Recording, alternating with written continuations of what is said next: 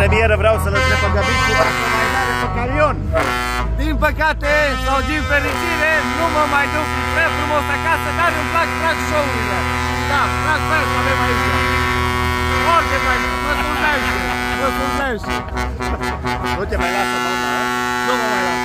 Gata, și-o lua cângea înainte cu tine și gata. Exact, exact. Îi place mai mult în dormitor decât pe camion. Doamne ajută, să ai vânzări, salutări și la Da, ciao.